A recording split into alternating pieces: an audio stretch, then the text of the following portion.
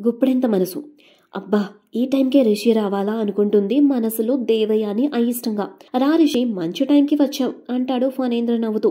ఇక వెంటనే దేవయాని ఫణేంద్ర చేతుల్లోని బట్టలు లాక్కుని, రా రిషి, ఇంటికి వచ్చిన అతిథులకి బట్టలు పెట్టడం మన ఇంటి మర్యాద కాబట్టి ఈ కార్యక్రమం చేయిస్తున్నా రిషి అంటూ బిల్డప్ కొడుతుంది. ఇక రిషి వెళ్ళిపోయాక ఆ బట్టలని ఫణేంద్ర చేతిలో పెట్టేస్తుంది. ఇక మొత్తానికి జగతికి మహేంద్రలకి బట్టలు పెడుతుందనుకోండి. ఇక దేవయాని ఫణేంద్ర ఆశీర్వాదం కోసం వెళితే దేవయాని కోపంగా వెళ్ళిపోతుంది. ఇక దాంతో ఫణేంద్ర ఆశీర్వాదం తీసుకుంటారు జగతి మహేంద్రలు. సీన్ కట్ చేస్తే వసు కూడా తను ఉండే రూమ్లో నుంచి చూసి మురిసిపోతుంది. ఇక మరునాడు ఉదయాన్నే భోగి మంటలకు పుల్లలు పేర్చి జగతి మహేంద్ర అలాగే ఇంట్లోని వాళ్ళందరూ కూడా అక్కడికి చేరుకుంటారు. అప్పుడే మంటలు వెలిగించి చుట్టూ డాన్స్ చేస్తూ ఉంటారు. జగతితో మహేంద్ర, జగతి, ఇక పాత సంగతులన్నీ ఈ భోగిలో కలిపేయి, కొత్తగా సంతోషాలని ఆహ్వానిద్దాం జగతి అంటూ చేయి కలిపి డాన్స్ చేస్తూ ఉంటారు. ఇక ఇంతలో దేవయాని వచ్చి ఆ సీన్ని చూస్తుంది.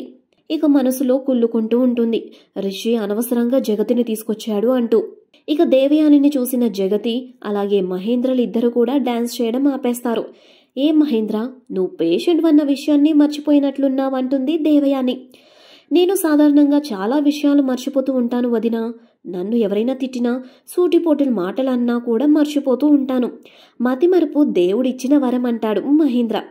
పెద్దమ్మ, చలిగా ఉంది కదా అంటూ రిషి శాల్వా తీసుకురావడానికి వెళ్తాడు.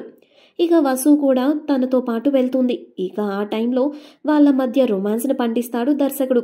ఇక కమింగ్ అప్లో చూసుకుంటే ధరణితో గౌతమ్, వదిన, ఈ పూలు వసుధార మీద పడాలి అంటూ ప్లేట్ నిండా పూల రేఖలతో ఎదురు చూస్తూ ఉంటాడు. సరిగ్గా అప్పుడే వసు రిషిలు గుమ్మం దగ్గర పూల దండలు కడుతూ ఉంటారు. వసు కింద కూర్చొని ఉండగా రిషి చేతిలోని దండ జారి వసు మెడలో పడుతుంది. అది కాస్త దేవయాని కంట పడుతుంది. ఇక దాంతో ఆవేశంగా గౌతమ్ చేతిలోని పూల రేఖలు ఉన్న ప్లేట్ని చూసుకోకుండా పడేస్తుంది. దాంతో ఆ పూల రేఖలు కాస్త అక్కడే కూర్చొని మామిడాకులు కడుతున్న జగతి మహేంద్రల మీద పడతాయి.